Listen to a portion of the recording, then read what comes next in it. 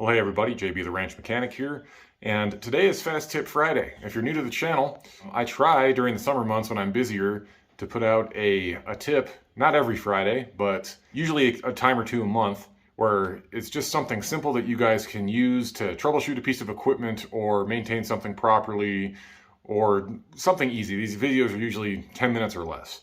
So what we're going to be talking about today is our Kawasaki Mule. This is a 2012 Kawasaki Mule 4010 Trans 4x4 with a 3-cylinder diesel in it.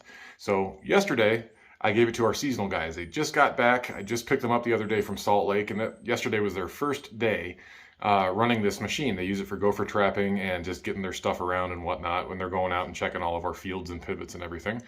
And if you remember, I put out a video about a month and a half ago back in February on adjusting the valves on this particular machine.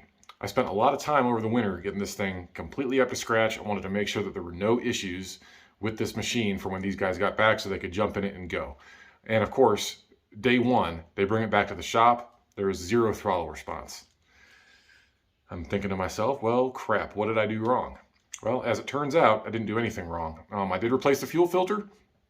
I did fill it up with fresh fuel, and I adjusted the valves. I did an oil change, all the regular service stuff that I typically do every winter for this machine. But this particular problem was really giving me a hard time figuring out. It's the next day now. Obviously, I had it in the shop this morning. It started up, it idled just fine. Couldn't figure out anything that was wrong with it. It would rev up just fine. Went to back it out of the shop, and then all of a sudden, in the doorway of the shop, still halfway in and out of the building here, I put my foot in it to back it out. Nothing. It would just go brrr and just bog. It wouldn't even rev up, not even in neutral. And I had no idea why. So I took the valve cover off. I wanted to inspect the valves, make sure I didn't misalign something, make sure I didn't, forget to tighten a valve lash nut, make sure we didn't have anything back off or loosen up. All of that was fine. But on these particular machines, there is a manual priming pump that you can use that attaches to the fuel filter assembly. Before I get too much further into this, I'm going to turn the camera around and I'll show you exactly what I'm talking about. That way you can kind of follow along with me. So let's have a look at this. Okay guys, so here we are back at the Mule. I did end up putting a 2-inch lift kit on this guy and 2-inch taller tires. These are very strange 10-inch rims. So these are Carlisle AT489s. They were the only people I could find that made a 25 by 11 by 10 UTV/ATV wheel. And they're actually a fairly nice little tire. Very low pressure, they're flotation tires, but I have a Super ATV 2-inch lift in the front, 2-inch lift shackles in the rear. So this is kind of the final form. It actually kind of beefs up the appearance of this thing quite a bit. It had those little turf tires on it before, 23 by 11 by 10. But this is kind of the final configuration for our seasonal guys. So anyway, before I get too far off the beaten path here, what we're looking at here is a Daihatsu DM950G 3-cylinder naturally aspirated diesel engine. These engines are kind of ubiquitous. Kawasaki uses them in a lot of their lawn equipment. I know a lot of other manufacturers use them in professional garden tractors and lawn mowing equipment, stuff like that. They have their own problems, but this thing got new injectors, new glow plugs, a new glow plug relay, all kinds of stuff over the winter because we were having fueling issues with it. And it still wasn't running quite right. In the end of my last video that I put out back in February, if you go up and check the card, you can check that out. But basically, you'll notice this is the intake manifold here. There is no throttle body on this guy. The RPMs on this particular motor are controlled entirely by fuel delivery. Right down here is the injection pump, and this right here attaches to the throttle pedal. So this is the throttle lever right here. So if you're having this issue where you're getting bogging and no acceleration and no power, no revs, nothing, lift this cover off, start the engine up, and use your foot, kind of lean over and look back at this thing and see what your throttle lever is doing, and make sure that you're getting good travel. If your throttle lever is moving and the cable's being pulled and everything and that's working correctly, the next thing you're going to want to check are your fuel lines and your manual priming pump, which is right here. This button on top of the fuel filter housing, there's your fuel filter right here. This button here is actually the priming pump. Now it's completely primed right now, so you can't push this, but there's a spring underneath here, and that will allow you to push this up and down and prime stuff, and draws fuel from the tank and just primes up the filter. Now, the injection pump itself also has an onboard lift pump, so it doesn't require a mechanical or electrically operated lift pump on its own. This is just to prime the filter and purge air out of the system. The problem being that if this gets clogged up or stops working correctly, it's going to create enough of a flow restriction in your fueling system that the injection pump's not going to be able to overcome that and it will not run properly. So, lo and behold, that's exactly what my issue was. One surefire way to tell that you have a restriction in your fuel system here, somewhere before the injection pump, is check this button.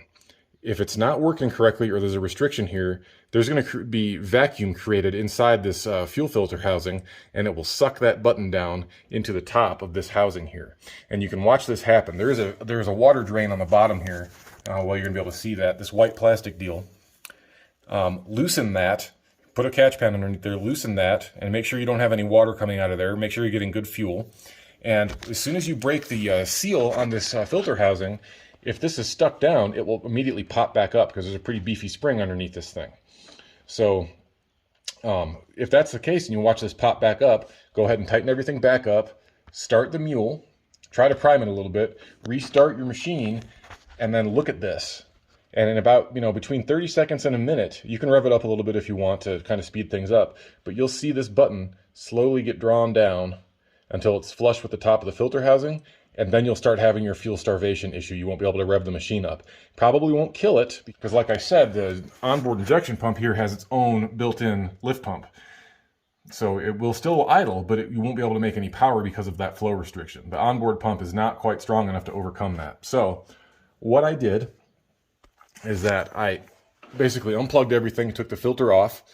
I disconnected the line here and down here. That's the feed. This is the feed line from the tank. And this is the post filter line that feeds the injection pump over here. Follow this around, disconnect it here, disconnect all your fuel lines, and then blow them out with compressed air. And then you can just take these two 12mm bolts off, remove this filter housing entirely from the system, take the filter and the drain and everything off of it. Then you can pop this little circlip off, take this thing off if you want to clean the shaft and everything underneath there. But then what I did, I soaked it with WD-40, let that sit for a few minutes, and then I dunked the whole thing in a bucket of clean water, and I pumped this primer button a whole lot of times into that bucket, and a whole bunch of black debris and garbage came flying out of this primer pump. So there was definitely some junk built up inside this diaphragm here that was preventing this thing from working properly. Because before, you couldn't even really prime with this thing. I tried to make this thing draw fuel, and it would kind of work, but not very well. But after several go-arounds of dunking this thing in that bucket, spraying it with WD-40, letting it sit for a minute, dunking it, pushing this button down and allowing that diaphragm to work all that garbage out, I got quite a bit of junk out of there. And after blowing all these out, I blew the return line out to the tank and the feed line coming from the tank as well. It's important to disconnect both your feed line and your return line. That goes back to the tank. And then your fuel tank here, I believe this is the feed, and I believe this is the return. I could have that backwards, I don't remember. But lift these out, would be about 8 to 10 inches of black hose that reaches to the bottom of the fuel tank. Just pull these little grommets out, get a container to put these in, and then blow everything out with compressed air from the pump side back toward the tank, because you don't want to blow anything this way.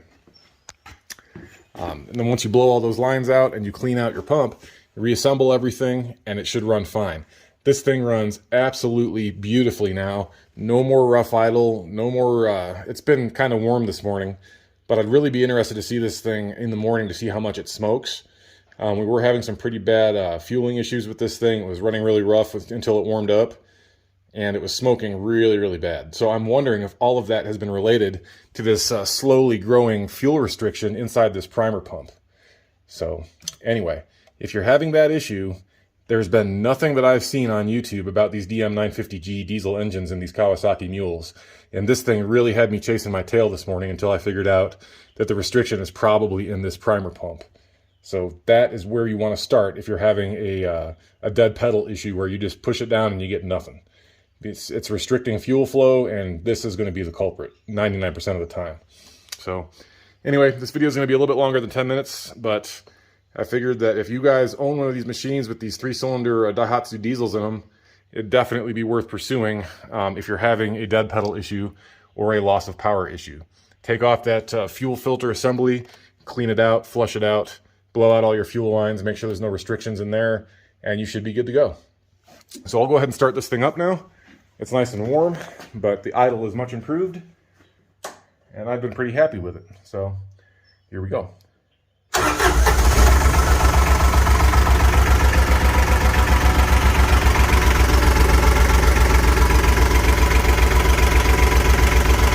Yep.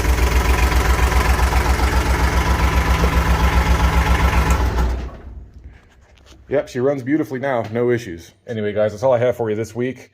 I really hope that this video is helpful for you. Like I said earlier, couldn't find anything on YouTube about these little diesel engines and about this particular issue. So if you do end up having an issue with that, or if you have any questions that I didn't cover in this video, please go ahead and leave me a comment. I'll do my best to get back to you. But I really appreciate all you guys watching. Have an awesome Friday. Enjoy your weekend. Be safe. Have fun. And we'll catch you on the next one. See ya.